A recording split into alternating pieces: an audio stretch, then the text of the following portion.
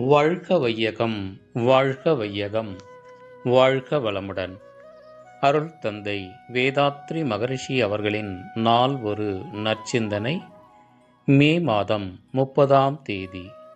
தலைப்பு: அருள் துறையின் கருப்பொருள்.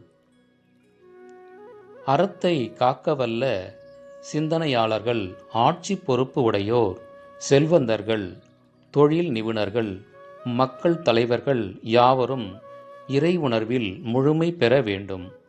அப்போதுதான் மக்களை சீரிய முறையில் வழி நடத்தவும் வாழ வைக்கவும் முடியும். இறை உணர்வில் முழுமை பெறுவதற்கு சிறந்த முறை தன்னிலை விளக்கமாகும். இதனை ஆங்கிலத்தில் செல்ஃப் ரியலைசேஷன் என்று சொல்வார்கள். இதுவே அருள் துறையின் கருப்பொருள்.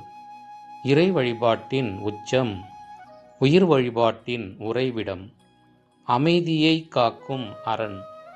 தன்னிலை விளக்கத்தால் அறிவும் உயிரும் உணரப்பெறும். முடிவில் தெய்வ நிலையும் அகக்காட்சியாகும். தன்னை உணர்ந்தால் உயிர்கள், உலகம், தெய்வம் யாவும் அகக்காட்சியில் இணைந்து காணும் முறையான அகநோக்கு பயிற்சி மூலம் ஒரு மனிதன் எளிதில் இந்நிலை பெறலாம். இத்துறையில் தேர்ந்த வழிகாட்டிகள் இந்நாட்டில் பலர் உள்ளனர்.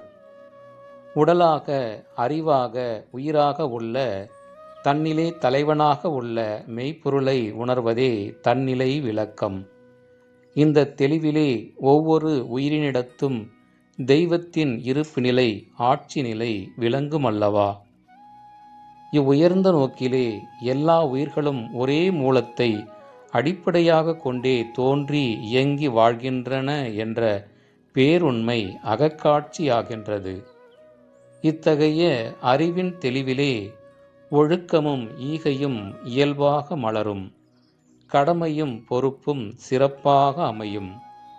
தனிமனிதன் வாழ்விலே அமைதியுண்டாகும். இவ்வமைதி அன்பாகவும் கருணையாகவும் விரிந்து சமுதாயத்தில் அமைதியை பரப்பும். மேலும் அது உலக விரிவாக செயல்படும் போது உலக நாடுகள் இடையேயும் அமைதியை நிலைநாட்டும். எனவே தன்னிலை விளக்கமும் அவ்விளக்கத்தின் வழியே வாழும் அருள்நெறியும் உலக அமைதிக்கு சிறந்த வழிகள். அருள் தந்தை அவர்கள் வாழ்க வளமுடன்.